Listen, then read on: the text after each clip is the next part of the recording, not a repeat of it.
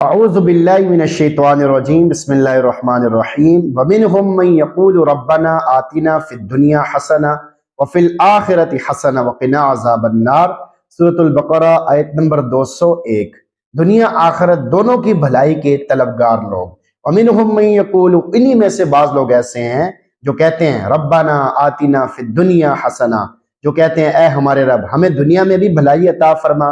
یعنی جو لوگ حج میں حاضر ہوتے ہیں انہی میں بعض وہ بھی ہیں جو کہتے ہیں اے ہمارے رب ہمارے علم، عبادت، مال، صحت، امن، سکون وغیرہ وغیرہ جو چیزیں بھی خیر اور بھلائی میں ہماری مددگار بن سکتی ہیں وہ ہمیں عطا فرما، اس لیے کہ ہمیں خیر ہی مطلوب ہے۔ وفی الآخرۃ حسنہ، اور آخرت میں بھی بھلائی عطا فرما، یعنی آخرت کی نعمتیں جو تو اپنے متقین اور مقربین بندوں کو عطا کرے گا وہ اپنے فضل سے ہمیں بھی عطا فرما۔ وقنا عذاب النار، اور ہمیں دوزخ کے عذاب سے بچا لے، یعنی ان شکوک و شبہات، حرام چیزوں، گناہوں، شہوات، خواہشات سے ہمیں بچا لے جو جہنم میں جانے کا سبب بنتی ہیں۔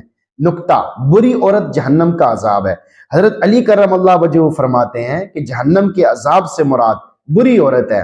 برجستہ جواب، ایک اللہ والے سے پوچھا گیا اللہ رب العزت قیامت کے دن لوگوں کی کثرت کے باوجود ان کا ایک ہی وقت میں کیسے حساب لیں گے؟ انہوں نے برجستہ یعنی فوراً جواب دیا جس طرح سب کو کثرت کے باوجود رزق دے رہے ہیں۔ آیت کا میسج آپ کے نام۔ نمبر 1، پرسکون زندگی اور عذاب قبر سے نجات کا طریقہ۔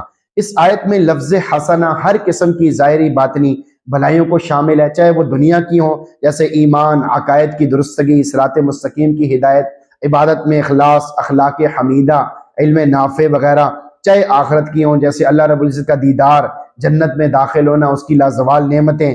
اسی وجہ سے نبی اکرم صلی اللہ علیہ وسلم خود اس دعا کو کثرت کے ساتھ مانگا کرتے تھے۔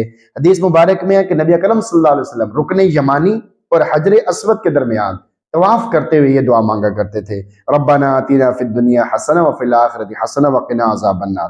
ہمیں بھی چاہیے کہ ان جامع ترین الفاظ کے ساتھ دعا کرنے کی عادت بنائیں، اس سے دنیا میں بھی پرسکون زندگی نصیب ہوگی اور قبر آخرت کے عذاب سے بھی نجات ملے گی۔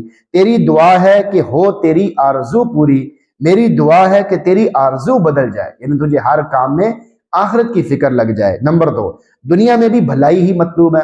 اس آیت سے واضح ہوا مومن اللہ رب العزت سے ہمیشہ بہتری اور خیر ہی کا طالب ہوتا ہے، وہ دنیا میں بھی ایسی چیزیں مانگتا ہے جس میں بھلائی اور خیر ہو، وہ بھلائی اور خیر میں معاون بن سکے۔ مومن کا مقصود دنیا برائے دنیا نہیں ہوا کرتا، اسی وجہ سے اللہ رب العزت نے بھلائی کا لفظ استعمال فرمایا، جس سے یہ بھی واضح ہو جاتا ہے کہ دنیا کی چیزیں انسان کے لیے بھلائی اسی وقت تک ہیں جب تک اس کے دین اور آخرت کو برباد نہ کریں، لیکن جب یہ دنیا مومن کے دین اور آخرت کی تباہی کا ذریعہ بن جائے تو یہ بھلائی نہیں ہے، اس کے حق میں شر اور فتنہ ہے۔ اس لیے دنیا کماتے ہوئے بھی اس بات کو سامنے رکھنا چاہیے کہ یہ دین اور آخرت سے غافل تو نہیں کر رہی۔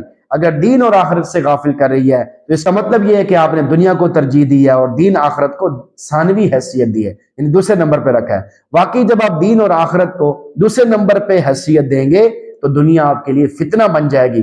اس سے ان لوگوں کو بھی اپنی غلط فہمی دور کر لینی چاہیے جو کہتے ہیں قرآن آخرت کی طرح دنیا کو بھی مومن کے لیے مقصود بتا رہا ہے۔ انہیں اچھی طرح سمجھ لینا چاہیے کہ قرآن مومن کے لیے دنیا میں دنیا کا مقصود و مطلوب ہونا بیان نہیں کر رہا، بلکہ دنیا میں بھلائی کا مقصود مطلوب ہونا واضح کر رہا ہے کہ مومن کا مقصود دنیا میں بھی بھلائی ہی ہے جس طرح کہ آخرت میں اسے بھلائی مطلوب ہے۔ اچھی طرح اس بات کو سمجھنے کی ضرورت ہے کہ دنیا میں بھی جو ہم دنیا حاصل کرتے ہیں وہ بھی بھلائی کے لیے، نیک کام کرنے کے لیے ہے، دنیا آخرت کی مصیبتوں سے بچنے کے لیے ہے اور دین کے کاموں میں خرچ کرنے کے لیے ہے، اور اس دنیا کے ذریعے سے آخرت کمانے کے لیے۔ دنیا مقصود نہیں ہے، دنیا سے بھی دین مقصود ہے کہ دنیا کو کمائیں، دنیا کو حاصل کریں، اپنی ضروریات کو پورا کریں، کیونکہ دنیا دارالاسباب ہے، اس میں دنیا کی ضرورت پڑتی ہے، لیکن دنیا ہی میں لگ جانا، دنیا کی وجہ سے دین کو برباد کرنا، دنیا کی وجہ سے قرآن کو پیچھے چھوڑنا، دنیا کی وجہ سے نماز کو پیچھے چھوڑنا، روزوں کو پیچھے چھوڑنا، دین کے کاموں کو پیچھے کرتے چلے جانا، یہ بڑی نقصان دہ بات ہے۔